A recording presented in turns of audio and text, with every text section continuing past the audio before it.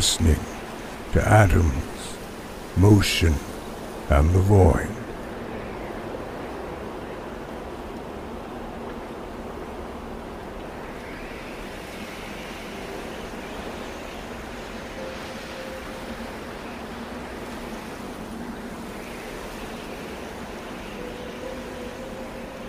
All things fall back into the star.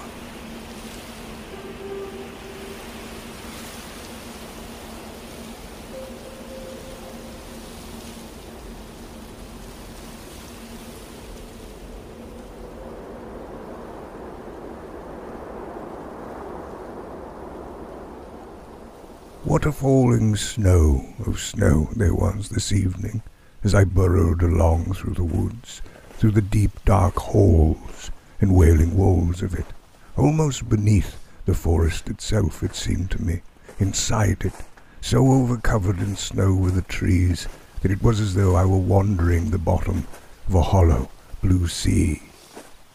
Whole legfuls of it, tugging at my feet as I made my way along. But yet one strides through it like a silver wind. One feels the pull upon the shins, as of cold puppies playing, or the soft grabbing arms of long-ago children.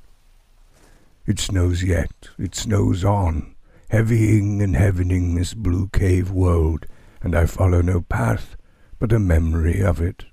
In my left jacket pocket juts the narrow scabbard of a package, addressed to one Henry Ronald Jones. In my right, a small paper bag, and in that, a trifling figure carved of wood. And yes, I carved it, or whittled it, rather.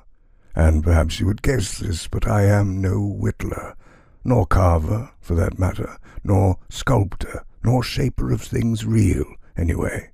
I prefer to lay the notion of my hand upon the ink of the not quite there, and do my best work by means of a simple gusting of breath. But a few days back upon my cabin floor I found an old brown square of wood, as it seems one does from time to time. Have you never found an old block of dusty wood happening to be there upon the bedroom floor or kitchen floor of an unexpected sudden? That's been my experience, anyhow, that every once in a while there one is, and every few years will I look down and find one. This latest square of wood fit nothing in the cabin I could find, though I puzzled for like-sized holes in the nearby walls and ceiling, as though blocks of the sort sometimes tumbled free of their slots, as though I lived in a snapped-together toy box of a world. And I looked, too, at the odd undergarments of my furniture. Maybe a bit of table leg had chucked off, or a strut from beneath a chair seat. Those secret, beneathing underparts of things that I don't know much about, with names like trifle chain and dabber boxes and moulding snares and stirrup clamps and tizer beams, perhaps.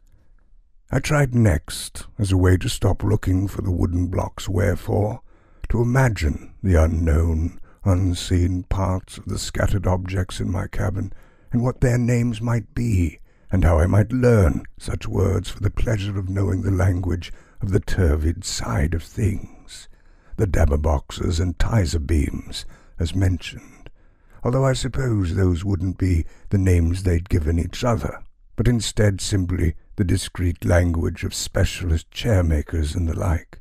And perhaps there are worlds flying off there, or perhaps dead ends, or the lovely flying both of such dead-end worlds.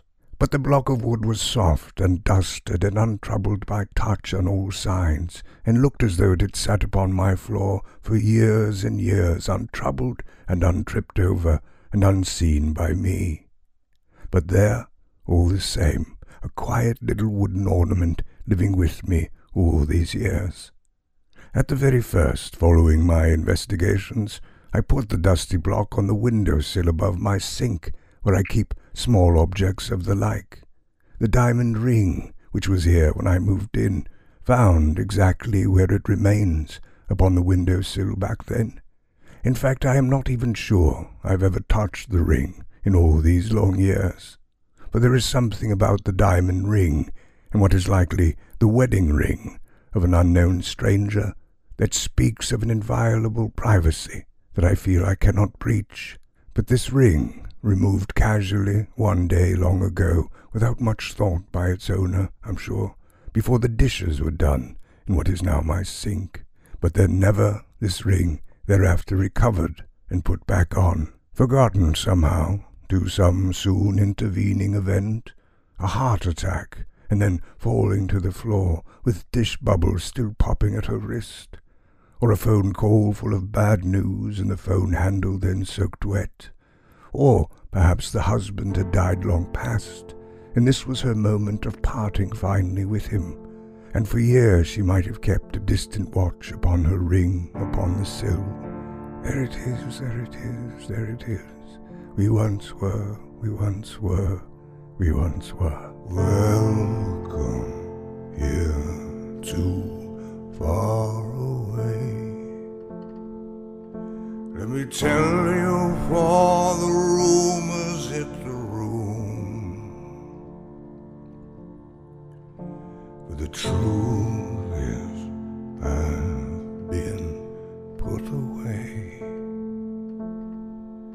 Down shelves and aisles and boxes on the moon, stone broken to hide her down,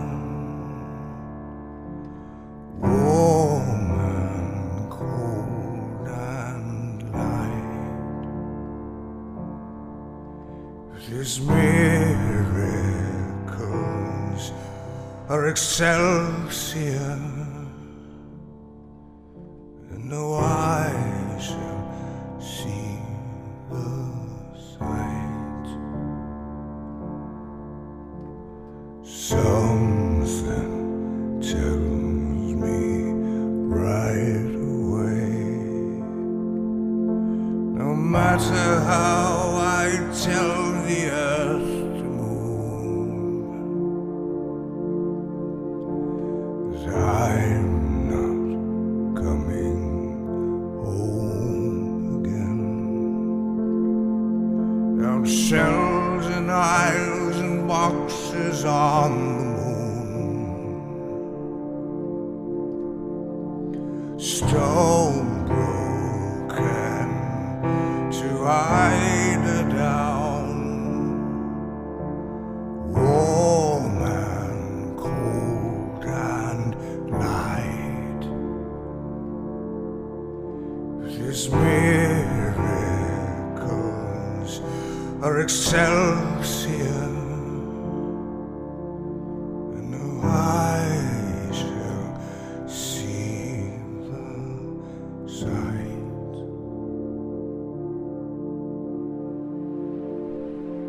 And yes, I did my best to get the ring back upon its finger by word of mouth, and posted signs in town to no clear avail.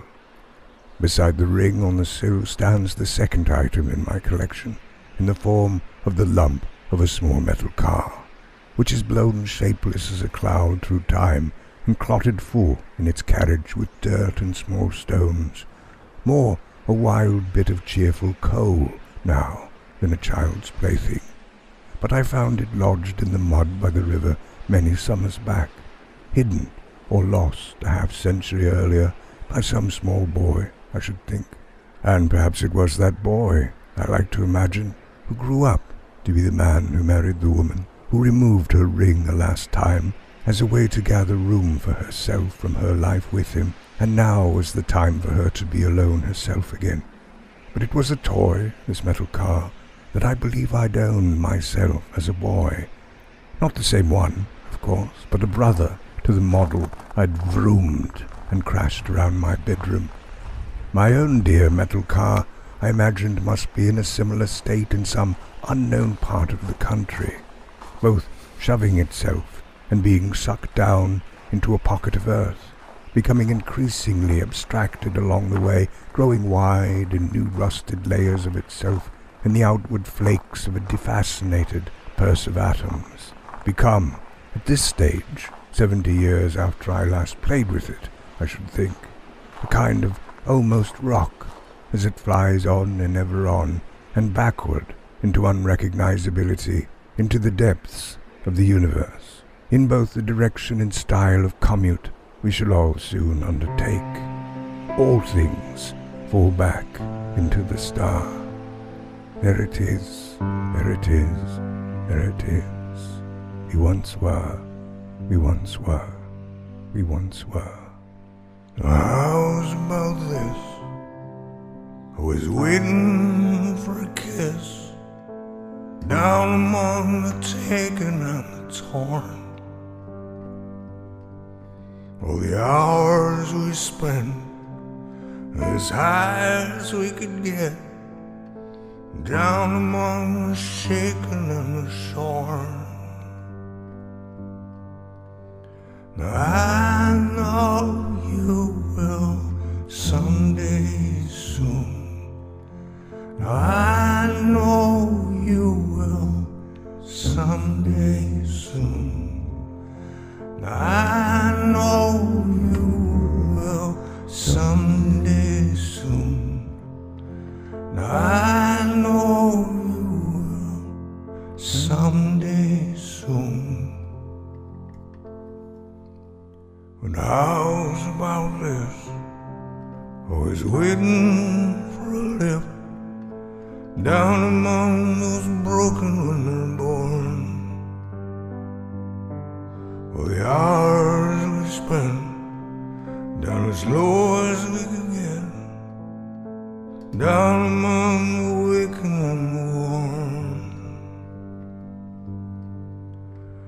Now I'm on my way, I know you will. Now I'm on my way, I know you will. Now I'm on my way, I know you will. Now I'm on my way, I know you will. Now I'm on my way, I know you will. Now I'm on my way, I know you will. Now I'm on my way, I know you will. Now I'm on my way, I know you will. So I put the latest finding of my soft old block of wood up there alongside my special collection of trinkets on the sill, and wouldn't you know it, that very, very day a package came delivered to my door. Now I was expecting the arrival of an ordered book, and so it was no great surprise to find a second boxy item settled just outside my cabin door. Well, I picked my package up and held it crooked in doubtful wonder, for it was narrow and rectangular, as though containing something more like a telescope than a book. I took it inside and sat with it in my chair by the fire, where I jounced it about, and discerned now that it was telescope-heavy too, and as my fingers began to prowl about its papery latches, I saw with a cold and mischievous shock that the wondrous heavy box had been misdelivered. It was meant for a Henry Ronald Jones of 17 Sherwin Lane, a Jones whose bearded face I could almost picture, who lived in town in a small attached apartment beside the barber shop, as I recalled, upon a street, which you have just heard, that bears my first name, and which factor must, I thought, have created the problem of Henry's package being now in my hands, and not his, along with the second fact that we were not absolutely dissimilar gentlemen, being old and ragged and unkempt, and yet bringing with us along the way a strange formality of long-ago dress, in the form of ancient suits and ties and gentlemen's hats, as though we two would at least make sure we were both well aimed for our separate coffins. I wondered, did my semi-likeness Henry Ronald get the book of poems I'd sent away for do that day, and was he, at that moment, gripping my box with its book, as I held his with its possible telescope? I pictured Henry Ronald Jones in his apartment at 17 Sherwin Lane opening my box, knowing as I knew that he shouldn't, knowing us both that we shouldn't be opening each other's private mail, and yet certain, the both of us, that we must and absolutely would. And I saw his expression rear back in confusion as he drew forth the book from the cardboard box like the wrongly big heart from a tiny animal.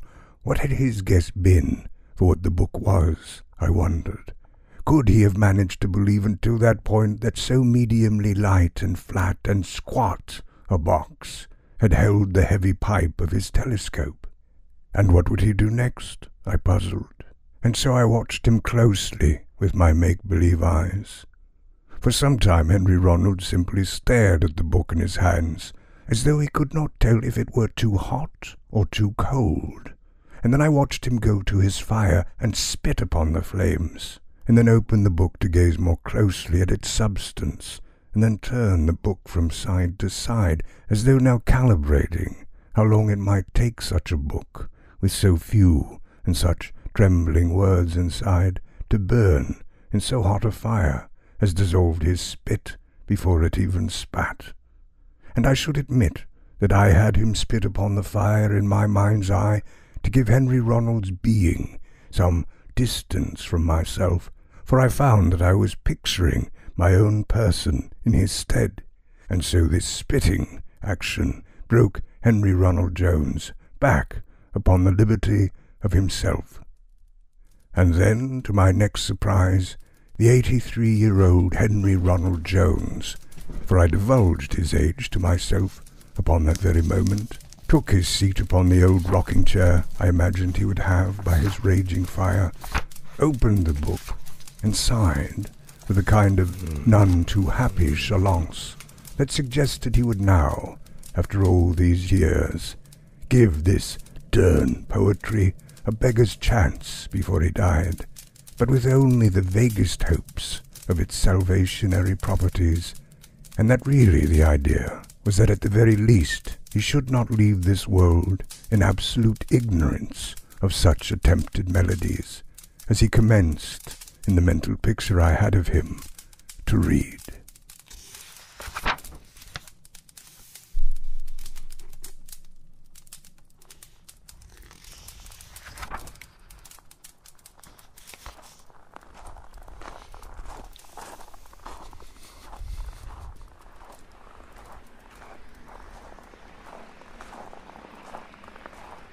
Well, didn't I feel pleased to have had a hand in such a moment introducing Henry Ronald Jones to the world of disappearing words?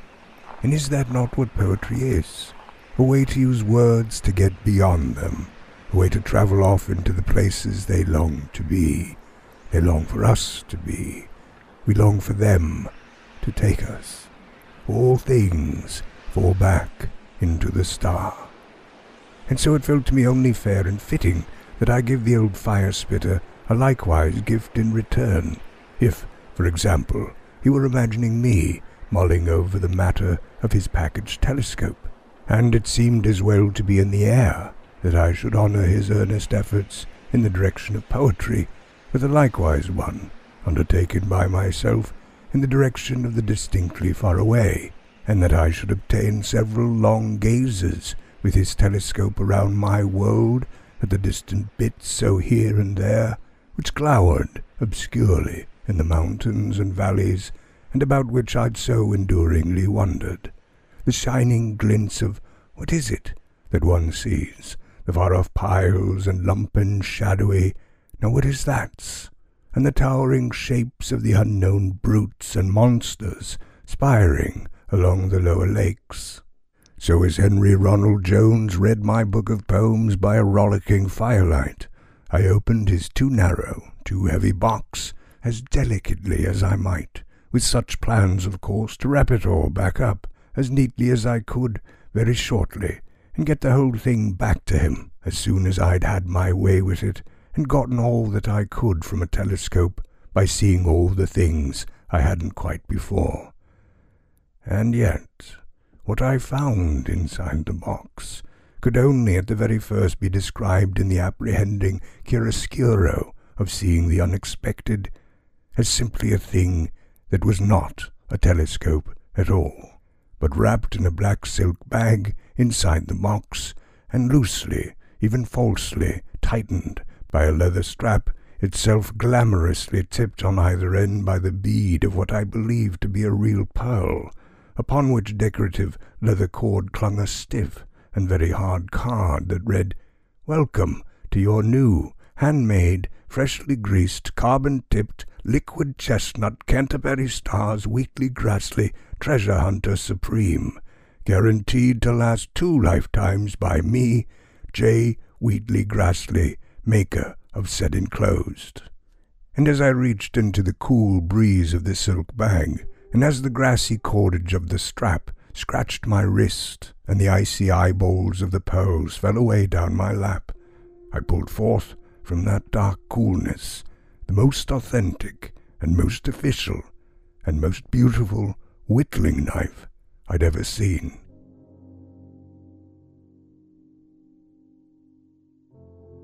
I have never once in my life thought of whittling. In fact, I would say my entire life has been an active proof that a person can fail entirely, for almost his entire life, to recall the fact of the activity. What I mean to say is that I had very nearly forgotten that whittling even existed. It seemed more like a myth in the background of things I didn't care to even consider, like Bigfoot or the Loch Ness Monster, and yet comporting itself outward from the world of the hobbyist. As though, I suppose, it was, to my knowledge, whittling, an activity that no one actually engaged in. Certainly as a child I gave it a type of a go, sharpened some sticks with a buck-knife into spears, more like, which I threw at invisible backyard enemies. But this was more weapon-mongery than whittling, and, as I consider it now, I shouldn't be surprised if I cut and tossed those timid pine spears during the range of years I would have been vrooming my little metal car about my small world. But whittling, so oddly like whistling, and so nearly the same word, seemed the sort of pastime I'd prefer the least to be acquainted with. In truth, I realized as I rode the keen heft of the Canterbury Stars Wheatley Grassley Treasure Hunter Supreme from one hand to the other, that I looked down on whittling as from some very superior height, and whistling as well for that matter, and the doers of both, yes, far beneath me. So low down were the whittlers and whistlers of the world. One could sing, for example, instead of whistle. One could paint or sculpt for real, and altogether quit it with unnecessarily specialized knives guaranteed to last 2 lifetimes. Hiding persons' pastimes is what both whistling and whittling seemed to me in those angry moments of contemplation. And it went without saying that my whole life I'd likely never once appreciated a goodly whistled song, and never once seen a piece of wood turned to a barnyard animal that I admired. I blew out a long whistle myself now, as having dwelt upon the whistling issue long enough that I must make the thing in real life. And then I peeled a finger across the freshly greased blade of the handmade Wheatley Grassley and drew it from its slender fold of creamed liquid cherry, and it was as though I'd come upon the meat of a foreign fruit, whose sweetness I certainly expected to loathe. But that whistling of mine, I suddenly considered, might serve as a starting signal, I supposed, not only as the sound made to commence the whittling of the block of wood I'd found upon my floor that very day, but as a way, too, serving the whistle as an announcement that here now I hope to set aside my precipitous and sharp, and perhaps even cruel, judgments about whistlers and whittlers both, with the goal that I might, by the end of my session of cutting at the wood and blowing a piccolo tune from my lips, harbour no ill will for either type of character, nor their preferred mode of creation. Transcendence takes all roads, and hears all languages, my friends. All things fall back into the star. There it is, there it is, there it is. We once were, we once were, we once were.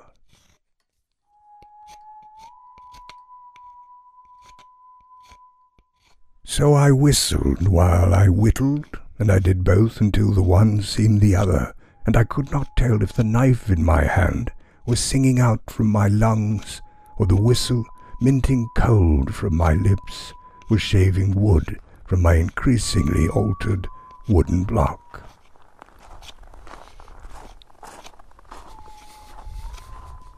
So in my pocket now I have Henry Ronald Jones, Canterbury Stars, Wheatley, Grassley, whatever it is supreme.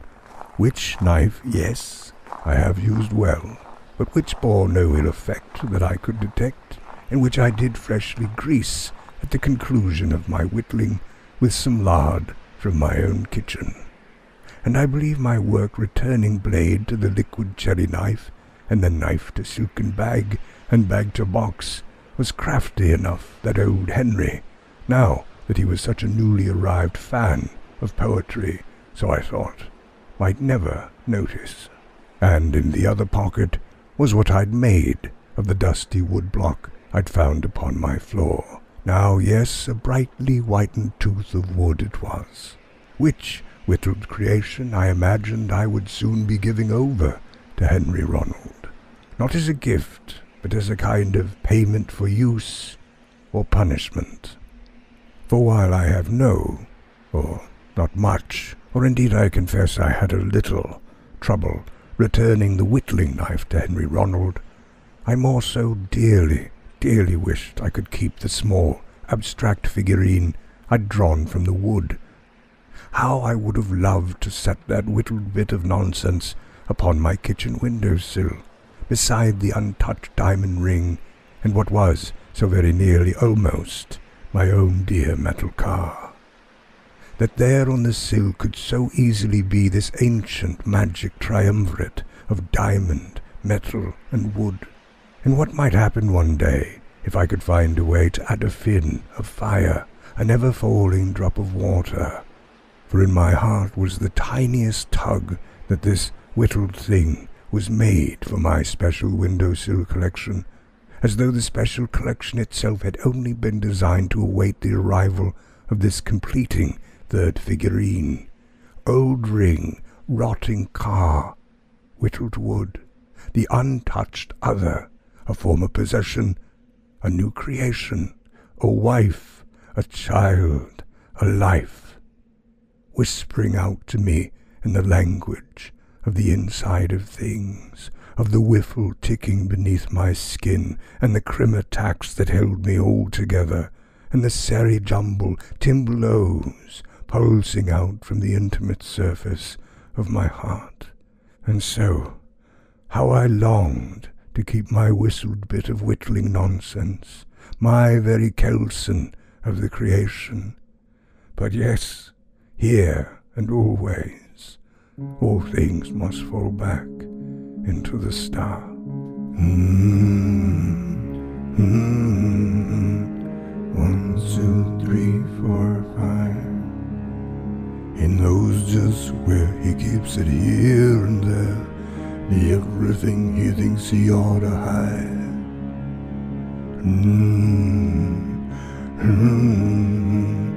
1, 2, 3, 4,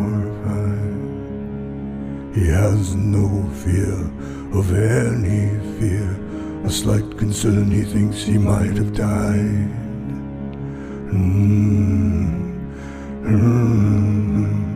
1, 2, 3, 4, 5.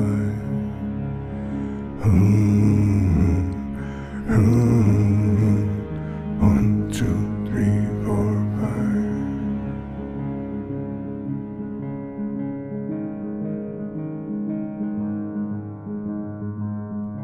5. For, alas, the price and penalty of borrow-stealing Henry's knife was clear to me. I could not swipe a few hours with someone else's wheatly grassly, and not turn whatever interleaving work back to them that rightly owned the shaping instrument. And so, from snowbound trail to snow-ploughed road, to snow-shovelled avenue, to over-snowed lane, did I lead myself along, and finally down upon the snow-packed court of my namesake, Sherwin Lane, where I strode heavily onward toward the slender hold of number 17, the barber pole still spinning brightly in the night, the snow still falling brightly in the night. I went and stood like a newly fallen rock by the green apartment door of what I supposed was Henry Ronald's apartment, and set my gloved hand upon the frosted door as though to feel the sort of things that were to be before I tried to knock. And then I softly tapped. Too soft to even hear. In fact, I strained to listen if perhaps instead I'd muffled the universe to a further silence through my tapping. And then I stood and stood and stood some more. For all along the way had I worked my mind almost harder than my trudging steps to figure out a story of sorts that would allow me to keep the treasure I'd hunted out from the wood with Henry Ronald's Wheatley Grassley. Could I not knock upon the door and confess the whole thing? I opened your package, dear Henry Ronald. Could I not say to him? More than that, I tried out your knife, in fact. A terrible affront, I agree, and I have no excuse for my behaviour other than the truth, which is that I was curious what whittling was, for I had forgotten of it as an infant birth, and then soon wondered what a whittler I might be, and then both those together, added with an underlying sense that I find myself so separate from the world, that it almost always seems to me that I don't exist for anyone else in the world, and therefore I often think the rules don't apply to me, as they might not a ghost. For I never married, nor had children, and my impact upon the world is so slight that I can easily conclude it might almost be to the degree that I have had none, as though in my life and across its years I have been taught that there are those among us who will have none, that I have hardly been for my entire life, that the gathered evidence so far is to the contrary of such presence. Were I Ebenezer Scrooge, Henry Ronald, I would have but one visiting ghost, who would not show me to a grave, but lead me upon the absent air in proof that I had not quite been born at all, that there is nothing to reckon with, as naught was written upon the world by me.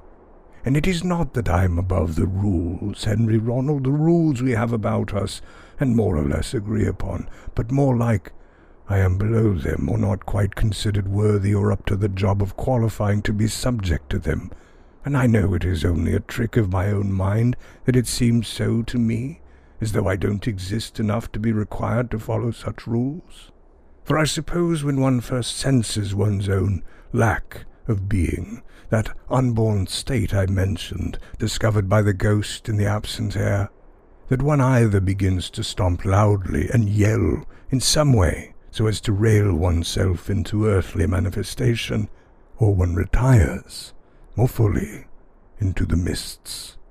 For when I trespass on the grass that reads, "No trespass," I will turn to look and see no mark, and am given no trouble for it. That is the thorough truth across my life, and yet of course the rules apply to me, and I am not a ghost.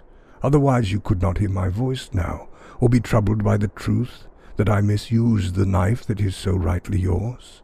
So I am at your mercy, and if this is a crime in the world you live in that bears a punishment you agree to, then I shall confess to the one and accept the other without complaint.